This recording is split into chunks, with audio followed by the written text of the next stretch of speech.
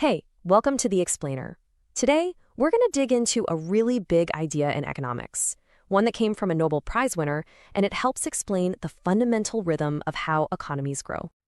All right, let's kick things off with a huge question, one that puzzles economists and world leaders all the time.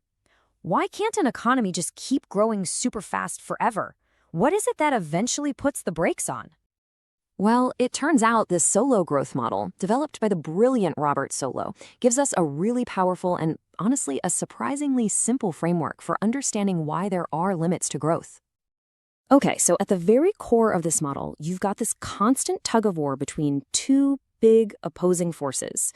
To really get what's going on, we've got to meet the key players.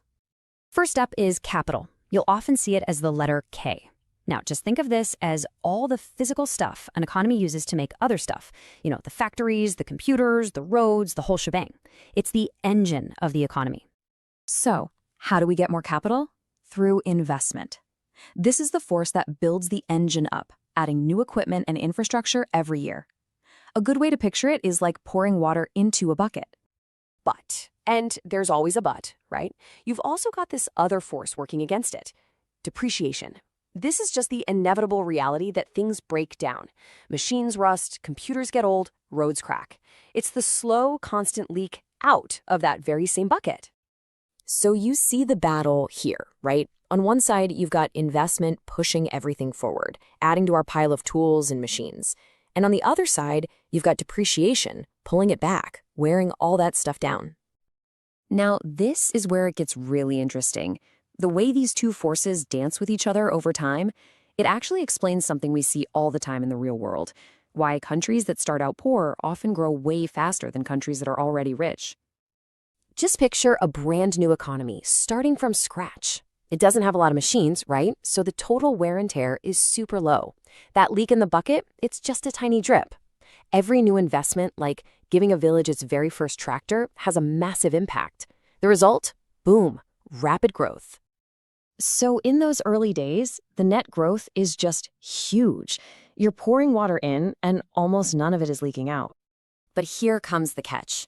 There's this crucial idea called diminishing returns. As you get more and more capital, two things start to happen. First, the leak gets bigger. I mean, more machines means more things are breaking down. Second, each new machine adds a little less punch than the one before it. A second tractor is great, but it's not a game changer like the first one was. This combo starts to slow things down. And so, after years and years of this, that leak of depreciation gets so big that the incoming water from investment can barely keep up. The growth that used to be a flood has now slowed to just a trickle. And eventually, this whole process brings the economy to a special place, a destination called the steady state. This is that balancing point where the water flowing into the bucket from all the new investment perfectly matches the water leaking out from depreciation. So what does that even mean, to be in a steady state? Does all progress just stop? Basically, yeah, in a way. The change in capital hits zero. Now, you're still investing, for sure, but every new machine you buy is just replacing an old one that broke down. Your total stock of tools and factories, your economic engine, it's not getting any bigger. And that's the whole journey in a nutshell. It's a really predictable path. You start small, investment is way bigger than depreciation, so you grow like crazy. But as you get bigger, depreciation grows too, until bam, they balance out, and you hit that steady state where growth from just adding more capital comes to a halt. Okay, so let's pull all this together. What are the big takeaways from the Solow model? What does it really teach us about how economies grow? The main lesson here is incredibly important. Saving and investing, absolutely essential, especially for kickstarting growth. But they're not some magic wand for infinite growth. Because of those diminishing returns and the constant drag of depreciation, just piling on more shovels or more factories will eventually be canceled out by the cost of replacing the old ones.